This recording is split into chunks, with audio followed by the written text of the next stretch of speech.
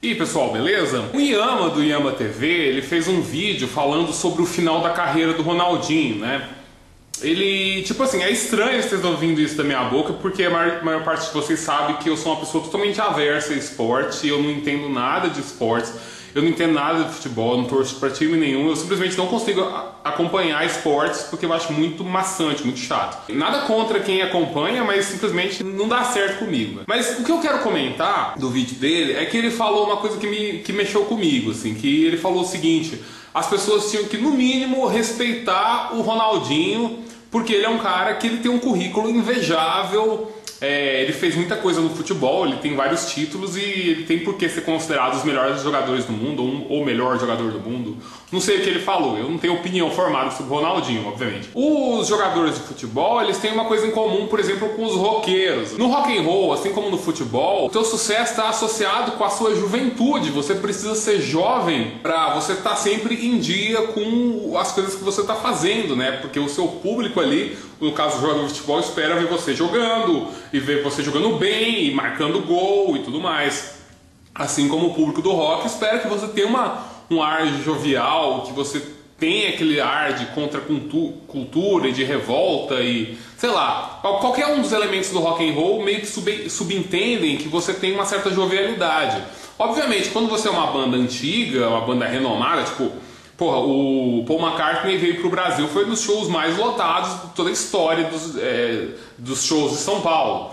Mas o que eu tô falando assim, uma pessoa de 70 anos começasse a fazer rock and roll hoje em dia, ela não teria o mesmo destaque provavelmente que o Paul McCartney, que ele começou nos Beatles novinho, obviamente.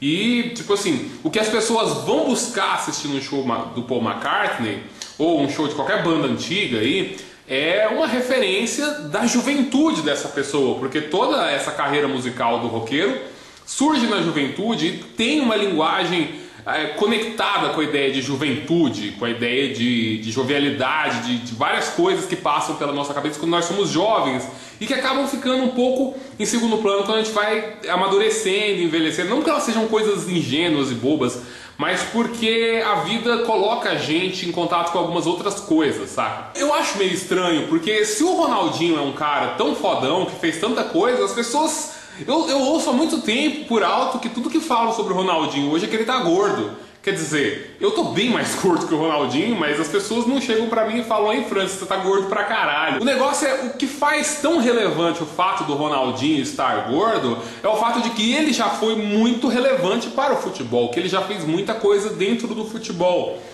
E justamente por isso que as pessoas olham pra ele e falam: porra, Ronaldinho, você tá gordo, você não é mais o que você era antes, que fez você tão conhecido no mundo inteiro por tantas pessoas, saca? Você pegar um exemplo parecido no rock and roll, você tem, por exemplo, o Billy Corgan. O Billy Corgan, recentemente, ele virou, acho que, Born Again Christian. Ele ficou bitolado em religião, e se você entrar no Twitter dele, a cada 3 tweets dele, 5 falam de Deus, assim, saca? É uma coisa meio estranha, parece que ele tá meio passado com a coisa, assim, saca? E no começo me deu muita raiva, porque o Smashing Pumpkins é uma banda que eu gostava muito, saca? Muito mesmo. É uma banda que eu gosto muito, assim, e eu gosto inclusive dos trabalhos mais recentes deles. Mas eu não consigo parar pra pensar que o Billy Corgan, que compôs Melancholy and the Infinite Sadness, na minha opinião, um dos melhores discos do rock and roll, de toda a história do rock and roll, tá pagando mico no Twitter do jeito que ele tá pagando, assim, saca? E tipo, você vê que ele é a sombra do que ele foi.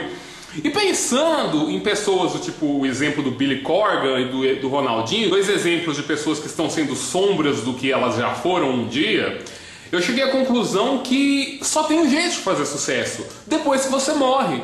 Porque se você pegar a história de qualquer grande autor, qualquer grande cientista, qualquer pessoa de renome na história, você vai ver que a ênfase do discurso vai estar no auge da carreira daquela pessoa. E depois eles vão ter uma partezinha explicando: depois tal pessoa se envolveu com drogas, ou teve crises criativas, teve problemas familiares, nunca mais conseguiu fazer o que ele fazia.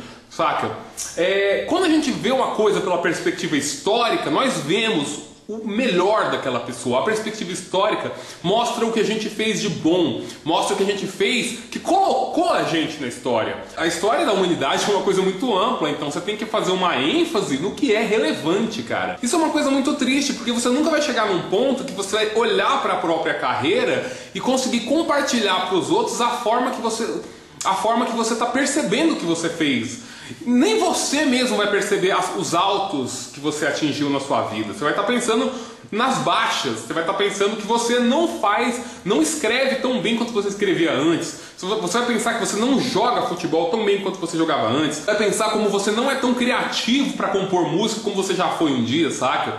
A gente sempre vai, em vida, a gente sempre vai ter uma ênfase principal na nossa decadência, saca? Isso torna a experiência humana uma coisa muito desagradável, porque, nós somos inspirados pelos nossos ídolos, nós somos inspirados por histórias, e as histórias mostram o auge das pessoas, e nós buscamos esse ideal de nos equiparar a esses exemplos, sendo que nós nunca vamos alcançar a percepção total dele, porque só quem vai perceber esse momento bom de tudo que a gente fizer na vida vão ser as pessoas que vão analisar o que a gente fez depois que a gente morrer.